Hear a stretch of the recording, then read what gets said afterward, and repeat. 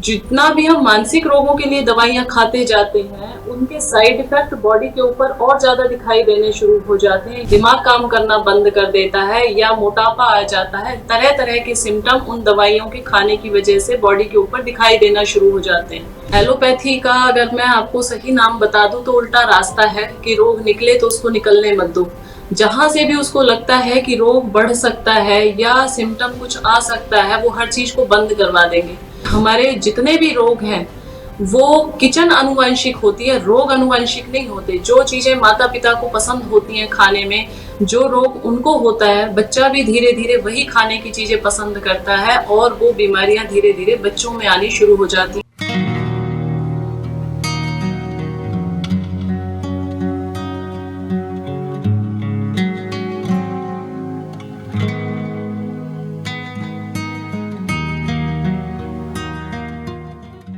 नमस्कार, D5 channel Hindi देख रहे दर्शकों का मैं वंदना स्वागत करती हूं। आज एक बार फिर हमारे साथ जुड़ी हैं वरिष्ठ प्राकृतिक चिकित्सक डॉक्टर विजाता आर्य जी। डॉक्टर विजाता, आपका बहुत बहुत स्वागत है हमारे इस प्रोग्राम में। नमस्कार वंदना जी। विजाता जी, एपिलेप्सी यानी कि मिर्गी के दौरे पड़ना आजकल आम बात हो गई है। काफ़ी लोगों को ये परेशानी होती है, तो आप हमें ये बताइए कि मिर्गी के दौरे पड़ते क्यों हैं? वंदना जी, प्राकृतिक चिकित्सा के सिद्धांत के अनुसार मैं यही कहूंगी कि सारे रोगों का एक ही कारण होता है, सर्व रोगा नाम निदानम कुपिता मला। शरीर में जहां पर भी टॉक्सिन्स इकट्ठे होने शुरू हो जाते हैं वहां उसका नाम अलग पड़ जाता है। पेट में जैसे कॉन्स्टिपेशन हो जाती है, मैं आपको बहुत ही सिंपल लैंग्वेज में इसका बताऊंगी कि क्यों होती है। जैसे पेट में कॉन्स्टिपेशन हो जाता है, ऐसे ही हमारे ब्रेन के अंदर न्यूरॉन के साथ कनेक्शन, बॉडी का कनेक्टिविटी खत्म होनी शुरू हो जाती है। और वो होती भी इसीलिए कि हमारा पेट गड़बड़ाया हुआ है। आजकल एपिलेप्सी होने के बाद हम सीधा पहुंचते हैं एलोपैथी डॉक्टर्स के पास और वो आपके मानसिक रोगों के लिए दवाइयां देना शुरू कर देते हैं, जबकि ये पूरी तरह से बॉडी का रोग है, बॉडी से कनेक्टेड रोग है। इसमें जितना भी हम मानसिक रोगों के लिए दवाइयां खाते जाते हैं, उनके साइड इफेक्ट बॉडी के ऊपर और ज्यादा दिखाई देने शुरू हो जाते हैं। या तो बच्चा सुस्त हो जाता है, उसकी बुद्धि, दिमाग काम करना बंद कर देता है या मोटापा आ जाता है। तरह तरह के सिम्टम उन दवाइयों के खाने की वजह से बॉडी के ऊपर दिखाई देना शुरू हो जाते हैं। तो एपिलेप्सी पूरी तरह से हमारा फिजिकल रोग है, किसी तरह का मानसिक रोग नहीं है। इसके लिए किसी भी तरह की नींद की दवाइयां हैं या तरह तरह के ड्रग्स हैं, केमिकल्स हैं, उनको खाने की जरूरत आपको नहीं है। और 7 दिन से 15 दिन के अंदर अंदर हर तरह का मिर्गी का रोगी ठीक हो सकता है प्राकृतिक चिकित्सा योग के द्वारा। वैसे जब एपिलेप्सी की दवाई दी जाती है तो कहा जाता है कि 3 साल तक आपको एलोपैथिक दवाई खानी बहुत ज़रूरी है, और अगर आप बीच में छोड़ देते हैं तो आपको शुरुआत से वापस से खानी पड़ती है। तो क्या प्राकृतिक चिकित्सा में भी ऐसा होता है? वंदना जी, बहुत जल्दी ठीक होने वाला रोग है। जो भी लोग घबराए हुए हैं कि एपिलेप्सी तो कोई भयंकर रोग है, ठीक नहीं होता है, 2-2, 3-3 साल से दवाइयां खा रहे हैं, उन सबके लिए आज मैं यही रिक्वेस्ट करूंगी कि कम से कम 7 दिन 15 दिन आप किसी भी प्राकृतिक चिकित्सालय में जाइए और प्राकृतिक चिकित्सा द्वारा बॉडी को डिटॉक्स कीजिए। जितना भी अनबैलेंसनेस है बॉडी के अंदर वो अपने आप ठीक होना शुरू हो जाता है। हमारे यहाँ आज तक जितने भी लोग एपिलेप्सी के मिर्गी के रोगी आए हैं वो 100% ठीक हो जाते हैं विद इन 7 to 15 डेज। और आज यहाँ आने के बाद उनको एक बार भी जीवन भर कभी आज तक एपिलेप्सी का दौरा पड़ा ही नहीं है। ये मैं पूरे दावे के साथ कहती हूँ। मैं जिस रोग को ट्रीट कर चुके हैं, जो लोग यहाँ से ठीक होकर के गए हैं, तो उनके अनुभव के आधार पे ये बात कहती हूँ कि एपिलेप्सी किसी भी तरह से असाध्य रोग नहीं है या घबराने जैसी बात तो इसमें बिल्कुल भी नहीं है। छोटे बच्चों को अक्सर कब्ज रहती है, पढ़ाई की टेंशन ले लेते हैं, अब दोनों काम मिलकर के एक साथ हो जाते हैं। पेट एक तो गड़बड़ाया हुआ उनका, ऊपर से मानसिक कुछ स्ट्रेस लेवल बढ़ा हुआ होता है, तो दोनों कारण होते हैं कि उनका धीरे धीरे माइंड के साथ कनेक्टिविटी कम होनी शुरू हो जाती है और ये दौरे पड़ने शुरू हो जाते हैं। तो सबसे पहला काम इसमें यही करना होता है कि अपनी पूरी बॉडी को डिटॉक्स करना है, चारों तरफ से सारे रास्ते खोल देने हैं। प्राकृतिक चिकित्सा में यही काम किया जाता है कि आपको पूरी तरह से बॉडी को, माइंड को, धूप, इसमें सनलाइट बहुत जबरदस्त काम करती है। बच्चे आजकल क्या हो रहा है, उनका लाइफस्टाइल गलत है, फूड हैबिट्स गलत हैं, आउटडोर एक्टिविटी नहीं रही, सनलाइट एक्सपोजर नहीं रहा, खुली हवा में प्राण नहीं लेते हैं, अनुलोम विलोम नहीं करते हैं, प्राणायाम से जितना हम दूर हो गए, एक्सरसाइज से दूर हो गए, नेचुरल लाइफ स्टाइल से दूर हो गए, तो सिर्फ केवल मात्र एक गलत लाइफ स्टाइल का रिजल्ट ही एपिलेप्सी है। अदरवाइज इससे डरने की बिल्कुल जरूरत नहीं है। विजाता जी, कई बार ऐसा होता है कि जो एपिलेप्सी का मरीज होता है उसको आग से, पानी से, इन चीजों से दूर रखा जाता है। डॉक्टर कहते हैं कि ये चीजें देखते ही इनको दौरा पड़ता है, तो इसमें कितनी सच्चाई है? वंदना जी, एलोपैथी का अगर मैं आपको सही नाम बता दूं तो उल्टा रास्ता है कि रोग निकले तो उसको निकलने मत दो। जहां से भी उसको लगता है कि रोग बढ़ सकता है या सिम्टम कुछ आ सकता है, वो हर चीज को बंद करवा देंगे। आउटडोर एक्टिविटी बंद है, खेलने नहीं जाना, बच्चे को पता नहीं वहीं पे दौरा पड़ जाए, तो इसलिए ऐसी ऐसी चीजों को बंद करवा दिया जाता है। हरी सब्जियां, सलाद खाने के लिए मना कर दिया जाता है कि इसमें तो कीड़ा ना आ जाए। अब मौसम की बंद गोभी है तो मौसम में जरूर खाएं आप, लेकिन कहा जाता है कि इसके अंदर कीड़ा होगा इसलिए एपिलेप्सी के मरीज ना खाएं। एलोपैथी को मैं तो पूरी तरह से यही कहती हूँ कि उल्टा रास्ता है। आप जिन चीजों से ठीक होते हो उन्हीं से आपको दूर रखा जाता है। प्राकृतिक चिकित्सा में इस तरह का कोई वहम नहीं है कि आप आग के पास नहीं जाइए, यहाँ नहीं जाइए, पानी के पास नहीं जाइए, क्योंकि इन सब चीजों से कई बार बॉडी के अंदर तरह तरह के रिएक्शन होते हैं तो बॉडी रिएक्ट करती है और आपको दौरा पड़ सकता है, ऐसा माना जाता है। लेकिन जब हम डिटॉक्स कर देते हैं, शरीर अंदर से शुद्ध हो जाता है। जहाँ कूड़ा वहाँ कीड़ा, कूड़ा नहीं है तो कीड़े से डरने की जरूरत नहीं है। हमारा काम है अंदर जितना भी अनबैलेंसनेस है, जितना भी फॉरेन मैटर है, टॉक्सिन्स है, उसको हम रिमूव कर दें प्राकृतिक चिकित्सा के द्वारा। फिर आप कहीं भी जाए, आराम से कहीं पर भी खेलें कूदें, कोई आपके लिए मनाही नहीं है। क्या एपिलेप्सी आनुवंशिक बीमारी है? बिल्कुल नहीं। मैं ये कहती हूँ कि हमारे जितने भी रोग हैं वो किचन अनुवंशिक होती है, रोग अनुवंशिक नहीं होते। जो चीजें माता पिता को पसंद होती हैं खाने में, जो रोग उनको होता है, बच्चा भी धीरे धीरे वही खाने की चीजें पसंद करता है और वो बीमारियां धीरे धीरे बच्चों में आनी शुरू हो जाती हैं। अगर हम बच्चे को शुरू से ऐसे एटमॉस्फेयर में रखें जहाँ पे वो सारे सर्कमस्टांसेस नहीं है जो पेरेंट्स ने खाया पिया, गलत रॉन्ग फूड हैबिट्स को फॉलो किया, अगर बच्चा अलग माहौल में है तो उसको वो बीमारियां नहीं होंगी जो पेरेंट्स को थी। तो इसलिए एपिलेप्सी किसी भी तरह से बिल्कुल भी आनुवंशिक नहीं है और हेरिडिटी नहीं है ये कि पेरेंट्स को है तो बच्चे को होगी। कई बार बच्चों को ये छोटी उम्र से होती है और कई बार बड़े होने के बाद भी होती है, तो क्या दोनों तरीके में, मतलब दोनों उम्र में ठीक हो सकती है? वंदना जी, 100% क्योरेबल है। दिमाग में कई बार चोट लग जाती है, ट्यूमर हो जाता है, उसकी वजह से भी हो जाती है, तो वो भी एपिलेप्सी ठीक हो जाती है पूरी तरह से। आपके पास में नंदीश खेड़ा जी बैठे हैं, हम उनसे बात करना चाहेंगे क्योंकि उन्हें भी यही प्रॉब्लम थी और वो ठीक हो चुके हैं बिल्कुल। नंदीश बताइए। नंदीश जी, आपका बहुत बहुत स्वागत है हमारे इस प्रोग्राम में। Thank you. नंदीश जी, आपको ये बीमारी कब से थी? मेरे को ये बीमारी हेरिडिटरी या बचपन से तो नहीं थी। जब मैं 6th क्लास में था, 2016 की बात है, तब मेरे को ये फर्स्ट टाइम हुआ था एपिलेप्सी का अटैक। आपको लगभग दिन में कितनी बार दौरे पड़ जाते थे? जब पहली बार आया था 2016 में, तब एक बार सुबह आया था, उसके बाद दिन में 2-3 बार आया था, पर उसके बाद 3 साल तक मेरे को कोई एपिलेप्सी का अटैक नहीं आया था।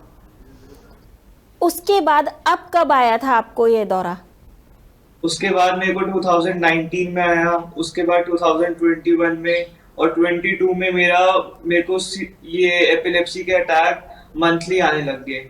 और 2023 में मेरे को ये मंथली, जो मेरी फ्रीक्वेंसी मंथली की आ रही थी, वो मंथली से वीकली पे होगी और वीकली के बाद वीक में कम से कम 3 से 4 बार होने लगी। जब आपको एपिलेप्सी के अटैक आए तो क्या आपने एलोपैथिक इलाज भी करवाया?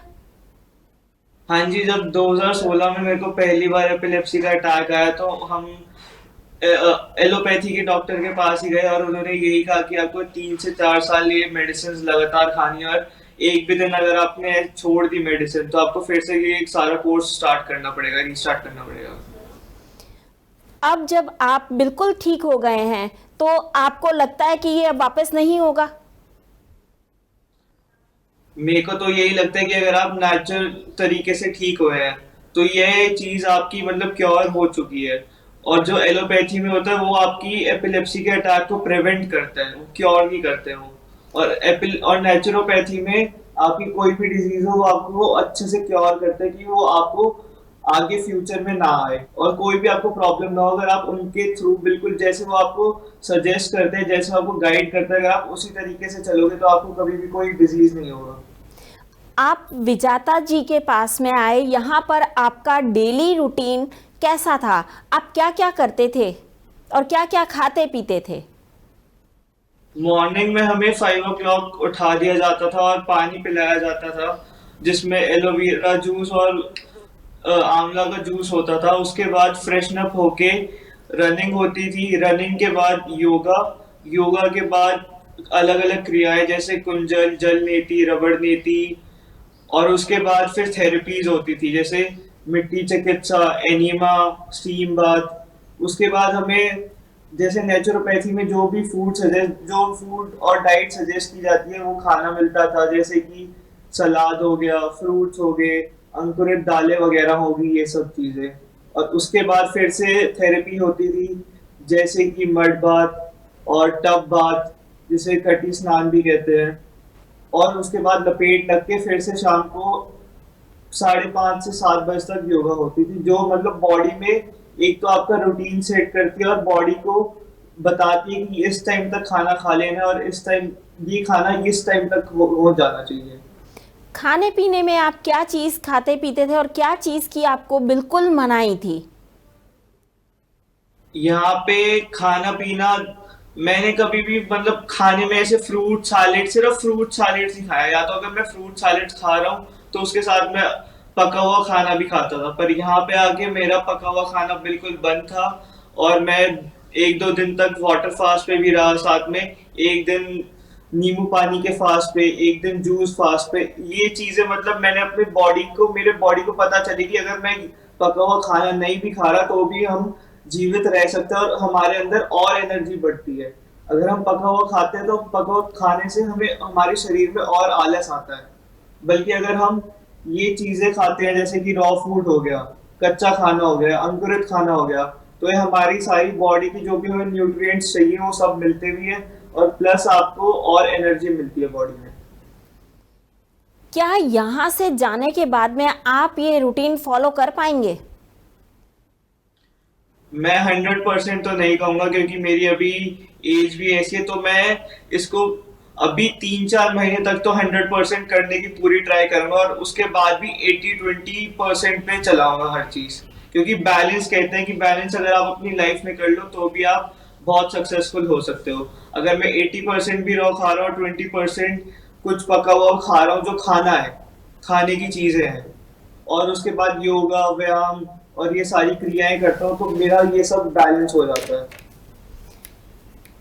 आप यहाँ से जाने के बाद में जो भी चीज़ खाएंगे पिएंगे उनमें क्या शामिल होगा?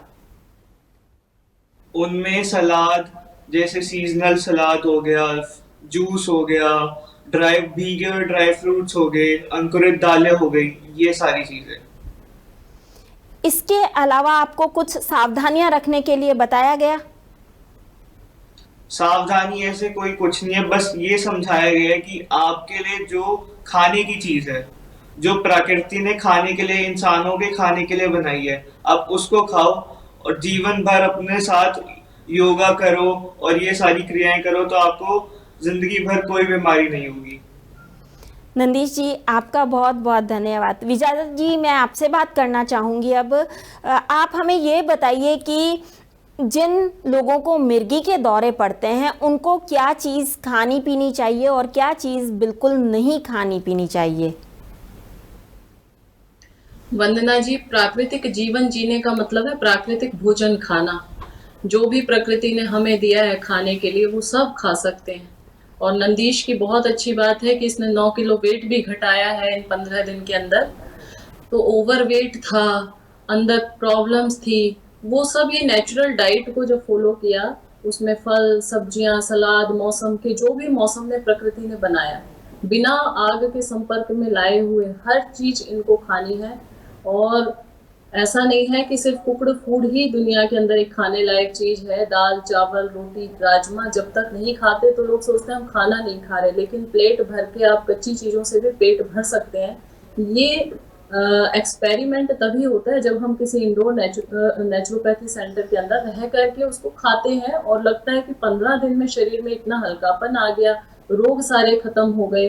तो इसको आगे भी चलाया जा सकता है। अभी आप लोग वहां बैठ करके सोच रहे होंगे कि ये तो इम्पॉसिबल काम है कि बिना पका हुआ खाने के ऊपर कैसे रहा जाएगा, लेकिन जब यहाँ पे आप प्रैक्टिकल करके जाते हो तो वो इजी हो जाता है करना। और कम से कम जब तक रोग है, मैंने नहीं कहा पूरे लाइफ टाइम आपको इसको फॉलो करना है, रोग जाए जब तक आप कर लो, 2-3 महीने का टाइम दे दो इसको, उसके बाद आप नॉर्मल रूटीन को फॉलो करो और नॉर्मल खाना खाओ, नॉर्मल अपना एक्सरसाइज करो, आसन प्राणायाम करो, लेकिन प्रॉब्लम आने के बाद कम से कम इन सब चीज़ों को आप 100% फॉलो जरूर करें। विजेता जी, हमारे कई दर्शक आपसे सीधा संपर्क करना चाहते हैं, तो अपना फ़ोन नंबर बताएं। वंदना जी, मेरे साथ नंदीश के माता पिता भी हैं, आप एक बार इनसे भी बात कीजिए। जरूर। आपका शुभ नाम? संगीत खेड़ा। नमस्कार जी। नमस्कार जी। आपको कब महसूस हुआ कि आपको प्राकृतिक चिकित्सालय में आना चाहिए? कि जैसे कि हम लोग, जैसे ये नंदीश ने बताया भी है कि जो इसकी फ्रीक्वेंसी थी एपिलेप्सी की, वो पहले 3 साल से 2 साल हुई, 2 साल से फिर 1 साल हुई, 1 साल से 6 महीने हुई, 6 महीने से फिर मंथली में आ गई, मंथली से फिर वो वीकली में। तो हम लोग सर्च कर रहे थे कि हमें कहाँ पे मतलब जाना चाहिए। तो सर्च करने पे हमें फिर मालूम पड़ा कि यहाँ पे नेचुरोपैथी में मतलब एक अच्छे से ट्रीटमेंट होता है। तो हम लोग आए, हम लोग आगे, तो पहले दिन यहाँ पे हमने सारा सर्च किया तो देखा, हमें बहुत अच्छा लगा। फिर हमने पहले फर्स्ट वीक का किया, फिर जब 1 हफ्ते का हमें अच्छा लगा तो फिर हमने फिर सेकंड वीक का भी करा, तो उससे बेनिफिट हमें मिले। आपको कब लगा कि ये सही समय है वहां जाने का? मैंने विजेता आर्य जी की D5 चैनल पे एक वीडियो देखी थी मॉडर्निटी पे, और फिर उसमें मतलब कि प्राकृतिक चिकित्सा जैसे बताया गया था, तो उसके थ्रू मेरे को लगा कि एक बार हम यहाँ भी देखते हैं, प्राकृतिक चिकित्सा में भी जाके देखते हैं। वैसे हमें बहुत ज़्यादा प्राकृतिक चिकित्सा के बारे में पता नहीं था, मगर जब यहाँ पे आए तो हमें पता चला कि ऐसे पानी, हवा और मिट्टी से भी इतना सब मतलब कि सब तरह की बीमारियों को दूर किया जा सकता है।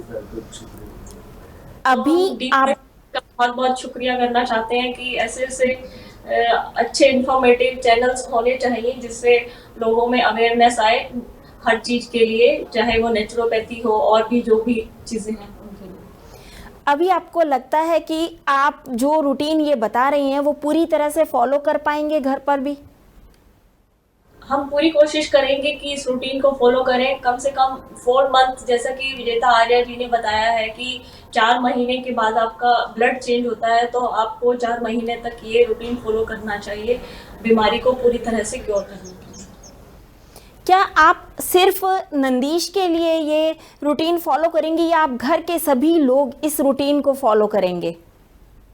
मैम, हम पहले थोड़ा बहुत करते थे, मगर यहाँ पे आके थोड़ा और मॉडिफाई हुए हैं, हमें और कुछ बहुत सारा कुछ पता चला है, तो अब हम चाहते हैं कि हम सब में भी जो थोड़ी थोड़ी बीमारियां हैं या फिर कचरा हम भी हमारे अंदर जमा है, हम भी अपने आप को इसी रूटीन को फॉलो करके डिटॉक्स करें। आप दोनों ने हमें बहुत ही अच्छी बातें बताई। आपने बताया कि प्राकृतिक चिकित्सा को अपनाना बहुत ज़रूरी है, प्राकृतिक तरीके से अपने शरीर को डिटॉक्सिफाई करना ज़रूरी है। आप दोनों का बहुत बहुत धन्यवाद। विजेता जी, आपने भी हमें बहुत अच्छी बातें बताई। अच्छा, एक चीज़ मुझे और बताइए, जिनको मिर्गी का दौरा अगर अचानक से पड़ जाए तो उस वक्त क्या करना चाहिए? देखिए, जब मिर्गी का दौरा पड़ता है, हम लोग यहाँ पे एक पासिंग क्रिया करते हैं जिसको एक रेकी जैसा ही होता है, तो वो हम तुरंत उसके ऊपर अप्लाई करते हैं। लेकिन ये विद्या सबको तो आती नहीं है कि जहाँ पे है तो उनको दे दी जाए, तो उस समय तो वो अपना उपचार जो वो ले रहे होते हैं वही देते हैं।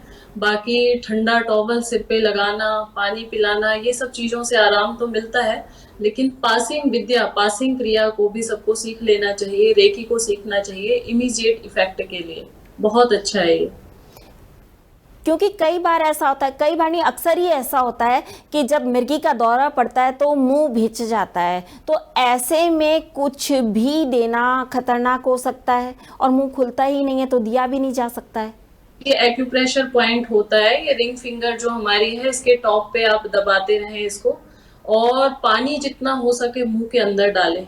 पानी पीने से ऑक्सीजन अंदर जाती है और ब्रेन को ऑक्सीजन मिलती है, तो ये पॉइंट भी आप दबा सकते हैं दौरा पड़ने पे। बाकी मैंने कहा पासिंग क्रिया एक होती है जिसमें हम हाथों से एनर्जी देते हैं, तुरंत ही आराम मिल जाता है, तो उसको आप सीखने के लिए किसी भी नेचुरोपैथी वाले के पास या योगा स्पेशलिस्ट के पास जा सकते हैं और उसको सीख सकते हैं। क्या मिर्गी का दौरा जिसे पड़ा उसे लिटा के रखना चाहिए या उसे बिठा देना चाहिए? देखिए, बैठाने से, बैठता तो वो है ही नहीं, जिस समय दौरा पड़ रहा होता है उस समय बैठना तो इम्पॉसिबल होता है, तो वो लेटा ही रहता है बेड के ऊपर, उठाना तो मुश्किल ही हो जाता है, कई बार खतरनाक भी हो जाता है, डेंजरस सिचुएशन हो जाती है। तो आप एक्यूप्रेशर करें उस समय, जितना ज़्यादा हो सके पैरों का एक्यूप्रेशर, हाथों का एक्यूप्रेशर पॉइंट दबाएं और खुली जगह में रखें, धूप में या थोड़ा जहाँ पे सनलाइट ज़्यादा आ रही हो ऐसी जगह पे लिटा दें।